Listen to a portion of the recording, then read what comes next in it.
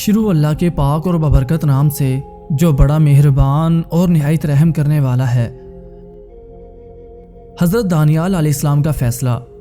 حضرت علی بن ابی طالب رضی اللہ تعالی عنہ کا بیان ہے کہ حضرت دانیال علیہ السلام یتیم تھے، ان کے ماں باپ زندہ نہ تھے۔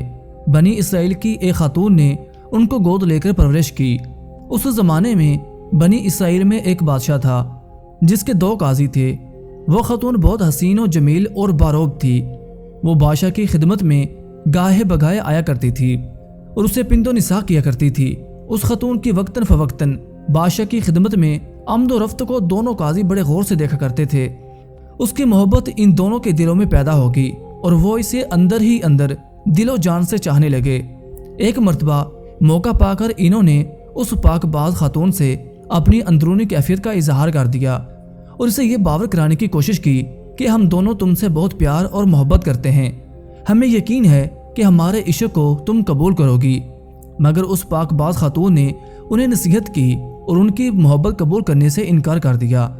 دونوں قاضیوں نے طرح طرح سے اسے بہلا پھسلا کر اپنی جھوٹی محبت کے دامے فریب میں پھنسانا چاہا، مگر وہ کسی بھی طرح ان کے ہاتھ نہیں آئی۔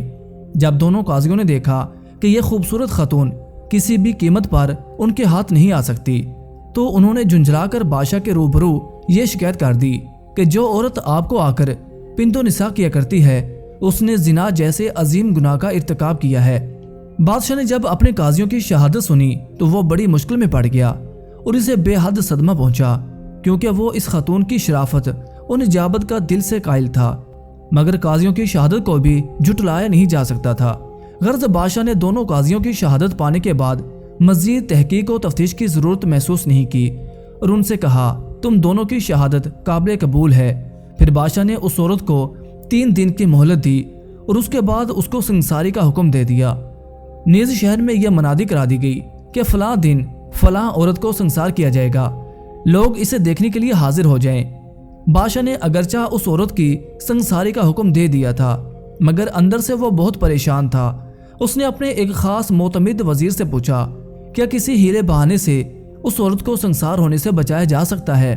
وزیر نے عرض کی اب جب کہ شہر میں اس کی سنساری کی منادی کرا دی گئی ہے اور یہ سنساری کا فیصلہ آپ ہی کے قریب 2 قاضیوں کی شہادت کی بنیاد پر دیا گیا ہے، پھر ایسی صورت میں اس عورت کی سنساری کے فیصلے پر عمل درآمد نہ کرنے میں کون سی چیز مانع ہو سکتی ہے؟ تیسرے دن جو کہ اس عورت کے سنسار ہونے کا دن تھا، بادشاہ کا وہ معتمد وزیر گھر سے نکلا۔ اس نے دیکھا کہ چند بچے کھیل رہے ہیں، ان میں حضرت دانیال علیہ السلام بھی تھے۔ وہ حضرت دانیال علیہ السلام کو نہیں پہچانتا تھا، تاہم کھڑا ہو کر ان بچوں کا کھیل دیکھنے لگا۔ حضرت دانیال علیہ السلام نے بچوں کو اکٹھا کر کے کہا اے بچوں آؤ، میں تمہارا بادشاہ بنتا ہوں، اور اے فلاں تو زاہد و ویرا کی پہ کر فلانی عورت بن جا۔ اور 2 لڑکوں کو قاضیوں کا کردار دیا اور کہا کہ تم دونوں میری عدالت میں اس عورت کے خلاف گواہی دو۔ پھر خود ہی مٹی کا ڈھیر جمع کر کے اس پر بیٹھ گئے اور ہاتھ میں لکڑی کی ایک تلوار رکھ لی۔ اب صورت ایک عدالت کی تھی، دونوں قاضی لڑکے اور وہ لڑکا جو عورت کے روم میں تھا سامنے کھڑے تھے۔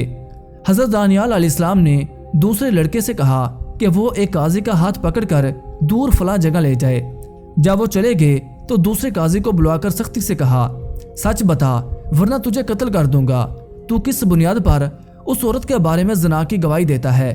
قاضی کہنے لگا میں گواہی دیتا ہوں کہ اس عورت نے زنا کا ارتکاب کیا ہے۔ حضرت دانیال علیہ السلام نے پوچھا کب؟ ننھے قاضی نے جواب دیا فلاں روز۔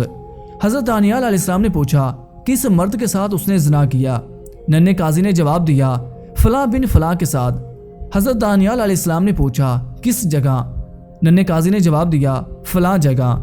حضرت دانیال علیہ السلام نے لڑکوں سے کہا اس قاضی کو لے جاؤ اور دوسرے قاضی کو میرے پاس بلا لاؤ۔ لڑکوں نے حکم کی تعمیل کی۔ حضرت دانیال علیہ السلام دوسرے قاضی سے بھی وہی سوالات کیے جو پہلے قاضی سے کر چکے تھے، مگر اس دوسرے قاضی کے جوابات پہلے قاضی سے مختلف تھے۔ حضرت دانیال علیہ السلام زور سے اللہ اکبر پکار اٹھے۔ بادشاہ کا معتمد وزیر جو کہ یہ سارا منظر دیکھ رہا تھا وقت ضائع کیے بغیر بادشاہ کی خدمت میں پہنچا اور اس کو بچوں کا تماشا کہہ سنایا۔ بادشاہ کو ہوش آیا اور اس نے حضرت دانیال علیہ السلام کی طرح دونوں قاضیوں کو بلا بھیجا اور انہیں الگ الگ کر کے ان سے بیانات لیے۔ معلوم ہوا کہ دونوں کے بیانات مختلف ہیں، چنانچہ بادشاہ نے لوگوں میں یہ منادی کرا دی کہ قاضیوں کے قتل کا مشاہدہ کرنے کے لیے لوگ فلاں میدان میں جمع ہو جائیں۔